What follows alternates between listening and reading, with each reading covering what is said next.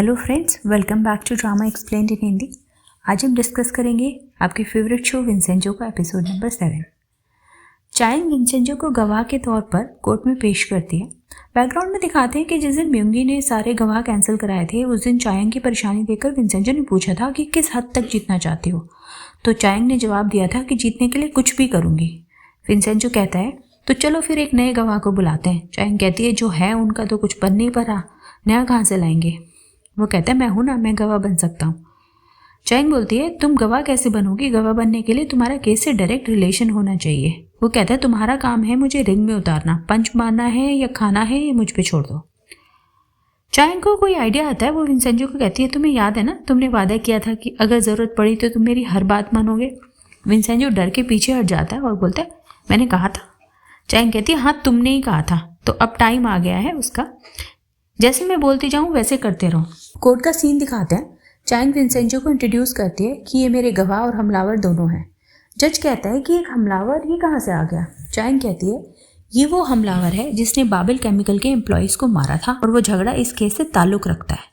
Background में दिखाते हैं कि कैसे चायंग और विंसेंजो डिस्कस कर रहे थे कि सिर्फ हम दोनों को ही उनके गैरकानूनी कामों के बारे में पता है, पर डायरेक्टली तो हम गवाह के रूप में जा नहीं सकते क्योंकि केस से रिलेशन दिखेगा नहीं। तो दूसरा प्लान ऐसा खोजना पड़ेगा जिससे वो रिजेक्ट ना कर पाए। एक ऐसा हमलावर जिसने उनके खिलाफ सबूत मिले, फिर वो कोर्ट में गवाही रिजेक्ट नहीं कर पाएंगे। विंसेंजो प्लान करके एक रेस्टोरेंट में जाता है जहां बाबिल केमिकल के एम्प्लॉयज़ डिनर कर रहे होते हैं और वो उनसे झगड़ा करने लगता है। मारपीट के दौरान उनमें से एक एम्प्लॉय का फ़ोन गिर जाता है और वो उसे वहाँ खड़े मिस्टर नाम तक पहुँचा देता है। विंसेंजो अरेस्ट हो जाता है। कोर्ट में विंसेंजो गवाही देता है कि इन लोगों ने फैक्ट्री में BLSD का सीवेज सिस्टम चल नहीं रहा था, सही नहीं था, इसलिए रिसर्चर्स खतरनाक केमिकल्स की चपेट में आए। हॉस्पिटल के साथ मिलकर इन्होंने उनकी पुरानी मेडिकल प्रॉब्लम को इस्तेमाल करके इल्ज़ाम उन पर ही डाल दिया। इस झगड़े के दौरान किसी का फ़ोन गिर गया था और जिसने उठाया उसने गलती से इनके मैसेज पढ़ लिए और जनहित में वो फ़ोन हमें भेज दिया केस के लिए। म्यूंगी कहती है कि ऑपोजिशन का सलाहकार है, इसलिए ये सब एक सोची समझी साजिश हो सकती है। चायंग कहती है योर ऑनर, गवाह को खुलकर बोलने की इजाज़त दी जाए, अब साफ हो जाएगा। वो सबूत कोर्ट में देती है। म्यूंगी जज को इशारा करती है पर जज रोक नहीं पाता। विंसेंजो कहता है कि सर एक एम्बुलेंस बुलाने की अपील करता हूँ क्योंकि सुनवाई के ख़त्म होने के बाद मैं इनके गवाह डॉक्टर गिल को बहुत मारूंगा। जज कहता है कि अगर तुमने कोई और धमकी दी तो मैं तुम्हें कोर्ट से बाहर निकाल दूंगा। डॉक्टर गिल ने सारे विक्टिम्स को गलत इन्फॉर्मेशन दी जबकि उन्हें BLSD और कैंसर के कनेक्शन के बारे में पता था। म्यूंगी कहती है कि सर मिस्टर विंसेंजो कसानो बिना किसी मेडिकल नॉलेज के बोल रहे हैं, इस वजह से डॉक्टर गिल जैसे रेप्यूटेड डॉक्टर की रेपुटेशन खराब हो रही है, इस गवाही को खारिज कर दिया जाए। जज म्यूंगी की बात मानकर बोलता है कि कोर्ट इस बारे में सिर्फ मेडिकल एक्सपर्ट्स की राय को ही मानेगा। विंसेंजो खुश हो जाता है। चायंग भी खुश होकर बोलती है वही तो, इसलिए मैं आपके सामने लाती हूँ अपना अगला गवाह जो कि एक मेडिकल एक्सपर्ट है। नया गवाह हाजिर हो। जज कहता है कि एक और नया गवाह, तुम ला कहाँ से रही हो। नया गवाह होती है उस डॉक्टर गिल की बीवी। विंसेंजो उन्हें इशारा करके चला जाता है। चायंग इंट्रोड्यूस कराती है कि प्रोफेसर किम है, पेडियाट्रिक कैंसर सेंटर की डायरेक्टर और कैंसर फील्ड की जानी मानी एक्सपर्ट। म्यूंगी झल्ला जाती है कि योर ऑनर इस गवाह को खारिज कर दीजिए। चायंग कहती है कि हमारे गवाह के पास एक बहुत ज़रूरी सबूत है जो साबित कर सकता है कि डॉक्टर गिल ने झूठी गवाही दी है। सब लोग जज की तरफ देख रहे हैं। जज को मजबूरी में गवाह को एक्सेप्ट करना पड़ता है। डॉक्टर गिल अपनी वाइफ को कहता है कि तुम ये क्यों कर रही हो, इस गवाही से दूर रहो। कोर्ट के लोग उसे बाहर कर देते हैं। बैकग्राउंड में फिर विंसेंजो और चायंग की प्लानिंग दिखाते हैं कि वो लोग सोच रहे होते हैं कि ऐसा कौन हो सकता है जो डॉक्टर गिल का दुश्मन भी हो और हमारा दोस्त बन सके। विंसेंजो कहता है एक दुश्मन है बहुत खूबसूरत, हसीन और करीब, जिसे हम अपने सारे राज बताते हैं और आदमी सबसे ज़्यादा डरता है। रेस्टोरेंट की हुनर आके बोलती है तुम अभी तक नहीं समझी, अगर उसका दिल तोड़ा तो आपने अपना सबसे बड़ा दुश्मन जोड़ा, वो है उसकी बीवी। विंसेंजो कहता है उसकी पर्सनल लाइफ देखो। विंसेंजो उसकी वाइफ को एक आर्ट एग्जीबिशन में मिलता है और बातचीत स्टार्ट करता है। वो उसे उसके हस्बैंड के अफेयर और पैसों के घपले के बारे में बताता है। वो कहती है मुझे डिवोर्स देना चाह रहा है, ये तो मुझे पता था, पर इसने मुझे धोखा देने के लिए इतने सारे पैसे इकट्ठे किए ये नहीं पता था। विंसेंजो कहता है कि उसने आप जैसी समझदार लड़कियों को अहमियत नहीं दी। वो पूछती है आपको मुझसे क्या चाहिए। विंसेंजो कहता है कि आप हमारी तरफ से केस में गवाही दें। हमारी लॉ फर्म आपके डिवोर्स का केस लड़कर सारी प्रॉपर्टी आपके नाम कराएगी। वो कहती है मेरी एक शर्त है, क्या आपको ओपेरा पसंद है? विंसेंजो कहते हैं कि ओपेरा मुझे सुकून देता है। वो उसके साथ ओपेरा जाने की बात कहती है। बेसिकली वो लोग थोड़ा आपस में फ्लर्ट कर रहे होते हैं। अदालत में वो किसी इंटरनेशनल डॉक्टर और डॉक्टर गिल के बीच की ईमेल के सबूत देती है। ईमेल में डॉक्टर गिल ने माना होता है कि सिविल सिस्टम ठीक नहीं होने की वजह से फैक्ट्री में खतरनाक पदार्थ लीक हुआ था और उस वजह से कैंसर हुआ था। म्यूंगी ऑब्जेक्ट करती है कि बीवी है तो भी अपने हस्बैंड की ईमेल पढ़ना गैरकानूनी है। इसे सबूत के तौर पर खारिज किया जाता है। वो बताती है ये ईमेल मैंने पढ़ी नहीं है। वो इंटरनेशनल डॉक्टर मेरे दोस्त हैं और उन्होंने सलाह के लिए मुझे ईमेल किए थे।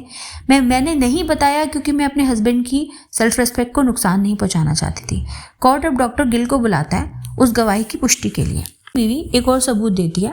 वो ड्रग्स जो उसकी डेस्क पे मिला था, ये ड्रग्स वो कभी कभी लेता था। चाइंग एक ड्रग एडिक्ट होने की वजह से उसकी मेडिकल गवाही खारिज करने की अपील करती है और बोलती है कि डॉक्टर गिल की यही ड्रग्स हमारे गवाह को भी इंजेक्शन में दी गई है, तभी वो गवाही नहीं दे पाया। इसी साबित होने पर उनकी गवाही भी मान्य हो जाएगी। डॉक्टर और उसकी बीवी की कोर्ट में लड़ाई हो जाती है और वो कोर्ट में सबके सामने उसे मारती है। हांसो जुनवू को बताता है कि थोड़े दिन पहले वो विंसेंजो उससे मिलने आया था पर मैंने कुछ नहीं बताया। जुनवू कहता है कि फिर तो उसे पता चल गया होगा कि तुम कितने बड़े बेवकूफ हो। कल एक प्रेस कॉन्फ्रेंस बुलाओ और सारी गलती मान लो और बोल दो कि हम BLSD को हटा देंगे, इसमें शामिल लोगों को सजा देंगे और विक्टिम्स को मुआवजा देंगे और आखिर में सिर झुकाकर माफी मांग लेना। वो उससे बाबेल टावर के काम के बारे में पूछता है और जल्दी करने को कहता है कि हम ये टावर सरकारी लोगों को रिश्वत के रूप में देने के लिए बना रहे हैं, जल्दी करो। विंसेंजो और चायांग बात करते हैं कि अब तो हम ये केस जीत जाएंगे। जो 5-6 साल का काम था वो हमने 2 हफ्ते में निपटा लिया। वो चायांग को शाबाशी देता है। चायांग भी एटीट्यूड देती है कि हमारे बीच इसकी ज़रूरत नहीं है। वो पूछती है तुम्हें कुछ चाहिए क्या? हमारा इतना बड़ा केस जीते हो, CEO होने के नाते मैं तुम्हें इंसेंटिव देना चाहती हूँ। विंसेंजो कहता है जो भी मुझे चाहिए वो मुझे मिलेगा। चायांग कहती है हाँ तुम बोलो तो। विंसेंजो गर्दन हिलाते हुए वहाँ से चला जाता है। उधर जुनवो म्यूंगी और मिस्टर हान के साथ गुस्से में बहुत तेज़ गाड़ी चला रहा होता है और बोलता है कि तुम लोगों को पता है आज बाबेल को कितना बड़ा नुकसान हुआ है, $760 मिलियन। वो उन्हें डरा रहा होता है। चायांग और विंसेंजो एक कपड़ों के स्टोर में जाते हैं। चायांग बोलती है भले ही बोरेल्रो सूट हो पर पूरे साल तो नहीं पहन सकते ना। विंसेंजो बोलता है वो तो मैं गुजारा कर ही रहा हूँ और वैसे भी स्टाइल की कमी अपने गुड लुक से पूरा कर लेता हूँ। चायांग चिढ़ जाती है कि ये फिर शुरू हो गया अपनी तारीफ करने। तो वो पूछती है बताओ तुम्हें कितने सूट चाहिए? विंसेंजो कहता है अभी के लिए मैं 10 से काम चला लूँगा। चायांग डर जाती है इतने सारे? वो कहता है नहीं दिला सकती तो रहने दो। चायांग कहती है नहीं जो लेना है ले लो। विंसेंजो ट्रायल कर रहा होता है। चायांग सो जाती है। वो उसे देखकर हंसने लगता है। बाहर आते वक्त चायांग बोलती है तुमने बस 1 सूट लिया क्यों? विंसेंजो कहता है यही काफ़ी है। वो उसे रोककर उसे गिफ्ट देती है, एक पेन जिस पर विंसेंजो का नाम इम्प्रिंटेड होता है। चायांग बोलती है ये हमारी पार्टनरशिप की खुशी में मेरी तरफ से गिफ्ट। विंसेंजो बोलता है फॉन्ट उतना अच्छा नहीं लग रहा पर फिर भी शुक्रिया। चायांग फिर चिढ़ जाती है कि तुम बहुत ख़राब हो, कभी खुश नहीं होते। वो उससे वापस मांगने लगती है। उधर जुनवू गाड़ी को एक सुनसान जगह पे लेके जाके रोकता है और एक गोल्फ रोड निकाल के गाड़ी तोड़ने लगता है। म्यूंगी और मिस्टर हान डर जाते हैं कि ये तो पागल है। वो उन्हें बाहर निकालता है और बोलता है कि मैं ज़िंदगी में 2 बार कभी नहीं हारा। मिस्टर हान बोलते हैं कि हमें अंदाज़ा नहीं था कि डॉक्टर गिल की बीवी पहुंचेगी। म्यूंगी बोलती है कि मैंने दुश्मन को कम समझा। जुनवू कहता है तुम्हारे तरीके पुराने हैं, तुम्हारे पास क्रिएटिविटी नहीं है। कहते हैं क्रिएटिविटी इंसान लेकर पैदा होता है विंसेंजो की तरह। म्यूंगी पूछती है आप विंसेंजो के बारे में कितना जानते हो? जुनवू कहता है वो परफेक्ट है और साफ लॉयर है, इतना परफेक्ट कि वो कभी किसी के हाथ नहीं आता। वो कहता है पहले चायांग से निपटो, जो कुछ उसके पास है छीन लो उससे, पैसा लाइसेंस सब कुछ। विंसेंजो को मैं संभाल लूंगा। म्यूंगी कहती है नहीं बॉस मुझे एक मौका दीजिए अपनी गलती सुधारने का। वो कहता है कि तुम्हारे पास 3 दिन है। म्यूंगी ऑफिस जाकर अपने जूनियर्स पर गुस्सा उतारती है और उन्हें चायांग की बारीक से बारीक इन्फॉर्मेशन निकालने पर लगा देती है। मॉन्ग का दोस्त हॉस्पिटल में विंसेंजो और चायांग का धन्यवाद करता है। सारे टेनेंट्स भी उनकी तारीफ करते हैं। मिस्टर एन विंसेंजो को देख के बोलते हैं इस अकेले इंसान में इतनी बड़ी मुसीबत से निकाल दिया, ये कुछ भी कर सकता है। वो लोग उन्हें डिनर पर इन्वाइट करते हैं। विंसेंजो कहता है मुझे प्लाजा के बारे में आप सब लोगों को एक अच्छी खबर देनी है, तो कल एक मीटिंग करते हैं। सारे टेनेंट्स एक दूसरे की शक्ल देखने लग जाते हैं। चायांग बोलती है कि विंसेंजो कह रहा है अच्छी खबर है तो आप दुखी क्यों हो रहे हैं? वो लोग बात टाल देते हैं। इतने में बाबेल की तरफ से मिस्टर ना विंसेंजो को मिलने के लिए बुलाते हैं और कहते हैं कि मैं अब इससे और नहीं रोक सकता। डायरेक्ट चेयरमैन की तरफ से ऑर्डर्स है कि अगर मैंने 1 हफ्ते में इस बिल्डिंग को नहीं गिराया तो वो मुझे निकाल कर काम अपने हाथ में ले लेंगे। मिस्टर चो विंसेंजो को फ़ोन करके बताते हैं कि उन्होंने किसी आर्किटेक्चर के प्रोफेसर से बात की है कि बिल्डिंग को ज़्यादा नुकसान पहुंचाए बिना बेसमेंट में एंट्री कैसे कर सकते हैं। विंसेंजो पूछता है कि उन्हें प्लाजा की सारी कंडीशन पता है ना। मिस्टर चो बोलते हैं हाँ, उसने पहले भी 100 साल से पुरानी बिल्डिंग पर काम किया है। मामले की अर्जेंसी देखते हुए मैंने उन्हें आज रात ही बुला लिया है। म्यूंगी और मिस्टर हान किसी सरकारी वकील को खरीदने जाते हैं, बेसिकली एक चीफ प्रोसिक्यूटर को खरीदने जाता है। वो उन्हें धमकी देकर चला जाता है कि मैं तुम्हें जेल में बंद करा दूंगा, बाबिल के साथ काम करके और कुछ जज को खरीद के तुम्हारा दिमाग खराब हो गया। विंसेंजो बिल्डिंग में घूम रहा होता है और उसे ब्यूटी सैलून में से अजीब सी तरह से हंसने की आवाज़ आती है। वहाँ पर स्कूल स्टूडेंट योंगो होता है। उसका अजीब मेकअप देख के विंसेंजो डर जाता है। वो विंसेंजो को बताता है कि मैंने सब गलत काम छोड़ दिए, गलत संगत छोड़ दी, अब मैं अपना कॉमेडी चैनल स्टार्ट किया है, ये मेकअप उसी के लिए है। विंसेंजो घर पहुंचता है तो न्यूज़ में देखता है कि बीसी मिलानो इटली की सॉकर टीम का कोच कोरिया में नया टैलेंट खोजने आया है ताकि वो नए टैलेंट को ट्रेन कर सके। फिर वो चायंग को दिए हुए पेन को देखने लगता है और थोड़ा स्माइल करता है।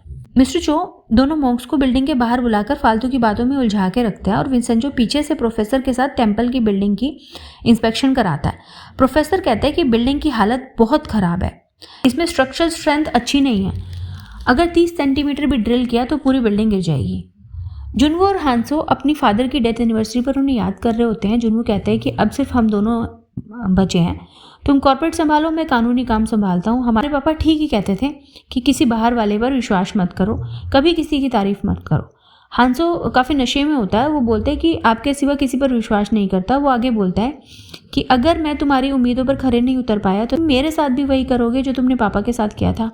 उस दिन स्टोरी बैकग्राउंड में दिखाते हैं कि जहाँ हॉस्पिटल में उनके पापा एडमिट होते हैं और डॉक्टर गिल की मदद से इंजेक्शन लगवाकर अपने पापा को मरवा देता है जुनवो, और कहते हैं कि मरने के बाद मेरी माँ से माफ़ी मांग लेना, वैसे आज उनसे मिलोगे तो नहीं क्योंकि आप तो जन्नू में जाओगे। जुनवो बोलता है कि तुम जानते थे कि उन्हें मैंने ऊपर भेजा था। कहता है कि तुम इतने भी बेवकूफ़ नहीं हो, मुझे तुम पर नाज है और तुम्हारी आंखें मुझे अच्छी नहीं लगती, मुझे डैड की याद दिलाती हैं। विंसेंजो और मिस्टर चो आपस में बात करते हैं कि हमारे पास कोई रास्ता नहीं है क्या, वो एक हफ्ते में बिल्डिंग गिरा देंगे, हर बार पार्टी तो नहीं दे सकते। विंसेंजो कहते हैं कि हमें किसी भी तरह समय लेना पड़ेगा और डेमोलिशन को रोकना पड़ेगा।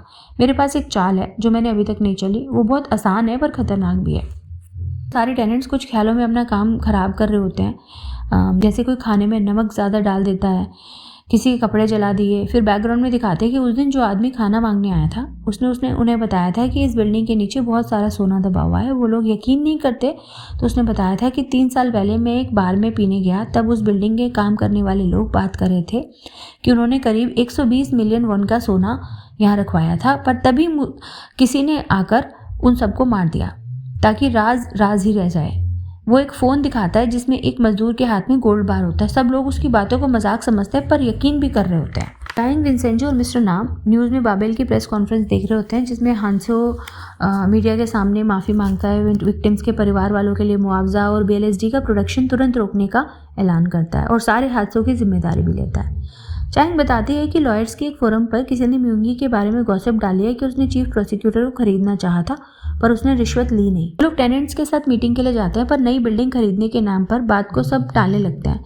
विंसेंजो और चायंग ये देखकर चौंक जाते हैं। इतने में बिल्डिंग खाली कराने वाले गुंडे फिर आ जाते हैं और बोलते हैं कि हमने सुना है आप लोग बड़ी अच्छी जगह जा रहे हो, पर जाने से पहले एग्रीमेंट साइन करके जाना। वो लोग कहते हैं हम यहाँ से कहीं नहीं जा रहे, हमारा खून पसीना यहाँ लगा है, ये हमारा घर की तरह है और हम यहीं रहेंगे, इसकी हिफाजत करेंगे। विंसेंजो और चायंग आपस में बात करते हैं कि इन्हें क्या हुआ। वो लोग उन गुंडों के खिलाफ खड़े हो जाते हैं। विंसेंजो अपना सर पकड़ लेता है। विंसेंजो ऑफिस आके बहुत गुस्सा करता है कि इन लोगों ने मुझसे वादा किया था, अब क्यों पीछे हट रहे हैं। मिस्टर नाम और चायंग ये सब देख रहे होते हैं। मिस्टर नाम बोलते हैं कोई आदमी गुस्से में भी इतना हैंडसम लग सकता है। इतने में 2 पुलिस वाले आते हैं और चायंग को धोखाधड़ी, जालसाजी, वकालत का गलत इस्तेमाल करने के लिए गिरफ्तार कर लेते हैं। विंसेंजो पूछता है आपके पास कोई सबूत है। वो कहते हैं आपको पुलिस स्टेशन में सब मिल जाएगा। वो लोग सबूत के रूप में पेन ड्राइव दिखाते हैं। विंसेंजो कहता है हम नहीं मानते कि ये सच है। वो लोग कहते हैं मानो या ना मानो पर पुलिस मानते है। वो चायंग को जेल में बंद कर देता है। चायंग कहती है अगर मैं बाहर नहीं निकल पाई तो अगले 3 ओलंपिक गेम्स के बाद ही निकलूंगी। विंसेंजो कहता है चुप रहो, ये पिछली बार से बहुत सीरियस। चायंग कहती है मैं इसलिए हंस रही हूँ क्योंकि तुम तो मुझे बाहर निकाल ही लोगे। विंसेंजो कहता है उनके पास सबूत है, बहुत मुश्किल होगा। चायंग कहती है कुछ तो करो मिस्टर माफिया लॉयर। विंसेंजो उसकी तरफ हैरानी से देखता है। वो कहती है कि इस मैटर को माफिया के मेंबर की तरह संभाल लो। विंसेंजो कहता है मैं माफिया में नहीं हूँ। चायंग उसे खींचती है और बोलती है एक्टिंग करना बंद करो, मैं और बेवकूफ़ बनकर सुनते नहीं रह सकती। वो कहती है, विंसेंजो पूछे तुम्हें कैसे पता? वो कहती है तुमने जंग हांसू के तकिए में सिरिंज लगाए, वेयर हाउस जलाया, गोलियां चलाई, खुफिया इन्फॉर्मेशन निकलवाई, एक साधारण लॉयर ये कैसे कर सकता है? तुम्हें क्या लगता है मैं बेवकूफ़ हूँ? बात बात पे तुम माफिया का नाम लेते हो, माफिया ऐसे करता है, माफिया वैसे करता है, मुझे कैसे पता नहीं चलेगा? जल्दी करो, मुझे 48 आवर्स में यहाँ से निकाल के बड़े जेल ले जाएंगे और कैदियों वाली यूनिफॉर्म डालनी पड़ेगी। विंसेंजो कहता है ठीक है, मैं अपने तरीके से संभाल लूँगा। चायांग उसे गले लगा कर बोलती है, मैं यही सुनना चाहती थी, बहुत अच्छा। अब जब तक इसका हल ना निकल जाए ना, वापस मत आना। वो जाके सो जाती है। विंसेंजो जाकर म्यूंगी का पीछा करता है। वो म्यूंगी से क्लब में मिलता है। म्यूंगी हार जाती है। वो दोनों बैठकर ड्रिंक कर रहे होते हैं। म्यूंगी कहती है चायांग को लेकर मुझसे कोई डील मत करना। वो उसे एक कॉन्ट्रैक्ट देता है कि तुम चायांग को छोड़ दोगी अगर मैं चीफ प्रोसिक्यूटर को तुम्हारे लिए खरीद लूँ तो। म्यूंगी कहती है जिसने तुम्हें मारने की कोशिश की उस पर बड़ी जल्दी विश्वास कर लिया। विंसेंजो उसका हाथ पकड़ के रोकता है। वो थोड़ा घबरा जाती है। विंसेंजो कहते हैं कभी कभी दुश्मन पर भरोसा करने में किस्मत बदल जाती है। हाँ, ये फैसला करना थोड़ा मुश्किल है। उधर चीफ प्रोसिक्यूटर अपने बेटे का सॉकर मैच देख रहे होते हैं। वो उन्हें बताता है कि इटली की बीसी मिलानो टीम का कोच कोरिया आया हुआ है। प्रोसिक्यूटर कहते हैं मुझे पता है, वो अभी तक हमारी टीम को देखने नहीं आए। वो विंसेंजो से पूछते हैं कि आप यहाँ कैसे, आपकी फैमिली से भी कोई खेल रहा है? विंसेंजो उसे बताते हैं कि वो म्यूंगी की तरफ से आया। वो विंसेंजो को वहाँ से भागने के लिए कहता है। विंसेंजो उसको कहता है कि अगर तुम म्यूंगी की ऑफर मान लेते हो तो तुम्हारे बेटे का यूरोपियन लीग में सिलेक्शन हो जाएगा। इतने में बीसी मिलानो टीम का कोच फील्ड में आता है। वो विंसेंजो को हेलो बोलता है और प्रोसिक्यूटर के बेटे को आगे बुलाकर और विंसेंजो को इटालियन में बोलता है तुम इसी की बात कर रहे थे ना, पर ये तो सबसे ख़राब प्लेयर है। विंसेंजो कहता है अब जो भी है सॉरी। वो कहते हैं कोई नहीं, मैं देख लूँगा। वो तो सेलेक्ट कर लेता है और प्रोसिक्यूटर विंसेंजो को ऑफर मान लेता है। प्रोसिक्यूटर म्यूंगी की फ़ोन करके दोबारा बात करने के लिए मान जाता है। म्यूंगी चौंक जाती है। उधर विंसेंजो चायांग को जेल से छुड़ाने आता है और उसकी फेवरेट कॉफ़ी लेके आता है। चायांग जेल से छूटकर भागकर आती है और कॉफ़ी लेके विंसेंजो से पूछती है ये कैसे किया? विंसेंजो कहता है बाहर बात करते हैं। बाहर वो बताते हैं कि मैंने म्यूंगी के साथ डील किया है, मैंने चीफ प्रोसिक्यूटर को खरीद कर उसे दे दिया। चायांग कहती है पहले तो तुमने म्यूंगी के साथ डील की, जिससे मैं सबसे ज़्यादा नफरत करती हूँ। दूसरा, तुमने चीफ प्रोसिक्यूटर को चांदी की थाली में सजाकर उसे दे दिया। विंसेंजो माफ़ी मांगता है और कहता है पर कोई और रास्ता नहीं था। चायांग हंसने लगती है और बोलती है अच्छा काम किया, यही तो मैं बोल रही थी कि तुमने एक ऐसा ऑफर दिया जिसे वो रेजिस्ट नहीं कर पाई। यही तो माफिया स्टाइल है, तुम सच में माफिया लॉयर है, बहुत अच्छा। विंसेंजो से चुप कराने की कोशिश करता है क्योंकि सब पुलिस वाले देख रहे होते हैं। बिल्डिंग के टेनेंट्स प्रोटेस्ट करने की तैयारी कर रहे होते हैं। गुंडे बिल्डिंग पर हमला करके उन्हें पीटने की तैयारी कर रहे होते हैं। उधर मिस्टर चो भी प्रोटेस्टर्स की ड्रेस पहनाकर कुछ लोगों को भेजते हैं। विंसेंजो चायांग को साथ लेकर बहुत तेजी से गाड़ी चला रहा होता है। पूछने पर बताते हैं कि बाबेल के गुंडे आज प्लाजा पर हमला करने वाले हैं। वो उसे मिस्टर चो के साथ बनाया हुआ प्लान बताता है कि कैसे उसने गुंडों को टेनेंट्स पर हमला करने के लिए उकसाया ताकि उस झगड़े का वीडियो सोशल मीडिया पर डालकर बाबेल को सबके सामने एक्सपोज करे और उन्हें डेमोलिशन रोकना पड़े। पर हम टेनेंट्स को खतरे में नहीं डाल सकते थे, इसलिए हमने कुछ लोगों को बुलाया बाहर से जो प्रोटेस्टर्स की यूनिफॉर्म डालकर उनसे लड़ेंगे। उसने स्कूल स्टूडेंट योंगो को ऑलरेडी बोला हुआ था कि आज शाम को जो झगड़ा होगा उसे वीडियो बनाकर सोशल मीडिया पे डाल देना। फिर उसने बाबेल के अंदर काम करने वाले अपने आदमी मिस्टर नाम को बोला था कि आज हमला करवा दो। चायांग खुश हो जाती है कि तुमने इतना पक्का माफिया की तरह काम करते हो, तुम्हारा प्लान बहुत पक्का और ओरिजिनल है। विंसेंजो बोलता है माफिया बुलाना छोड़ दो। उधर प्रोटेस्टर्स की यूनिफॉर्म में आने वाले मिस्टर चो के आदमी को फ़ोन आता है कि वो वायरस के कॉन्टैक्ट में आ गए हैं, तो वहीं से मुड़ जाते हैं।